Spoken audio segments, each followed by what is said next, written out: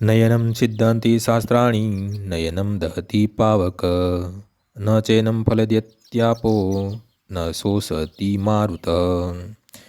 આ આત્માને કોઈ પણ શસ્ત્રથી ભેદી શકાતો નથી, અગ્નિથી બાળી શકાતો નથી, પાણીથી ભીંજવી શકાતો નથી કે પવનથી સૂકવી શકાતો નથી.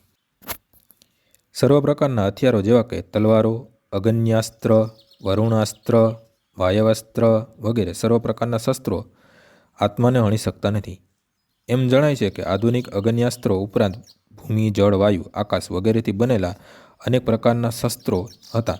આધુનિક યુગના અણુશસ્ત્રોની ગણના પણ અગ્ન્યાસ્ત્રોમાં કરવામાં આવે છે, પરંતુ પૂર્વ જુદા જુદા ભૌતિક તત્વોથી બનેલા શસ્ત્રો પણ વપરાતા હતા. અગ્ન્યાસ્ત્રોનો પ્રતિકાર વરુણાસ્ત્રથી કરાતો હતો કે જેમના વિશે આધુનિક વિજ્ઞાનને માહિતી નથી. આધુનિક વિજ્ઞાનીઓ ચક્રવાત કે વાયવ્યાસ્ત્રને પણ જાણતા નથી.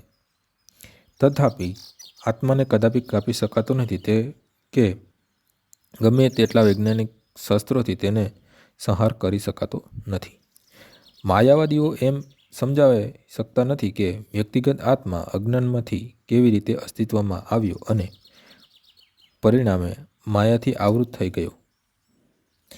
તેમજ વ્યક્તિગત આત્માઓને આહત પરમાત્માથી કાપીને છૂટા કરવાનું પણ કદાપી શક્ય ન હતું, બલકે બધા વ્યક્તિગત આત્માઓ પરમાત્માથી સનાતન રીતે અલગ થયેલા તેના જ અંશો છે.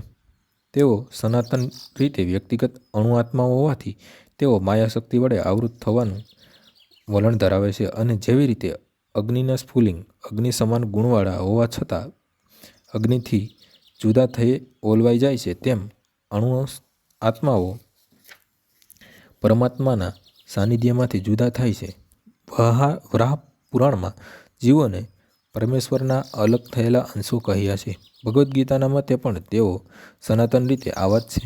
તેથી ભગવાને અર્જુનને આપેલા ઉપદેશમાંથી સ્પષ્ટ થાય છે કે તેમ માયામાંથી મુક્ત થયા પછી જીવાત્મા અલગ અસ્તિત્વ જાળવી રાખે છે. કૃષ્ણ પાસેથી મેળવેલા જ્ઞાન દ્વારા અર્જુન મુક્ત થઈ ગયો, પરંતુ તે કૃષ્ણ સાથે ક્યારેય પણ એકરૂપ થયો ગયો નહીં.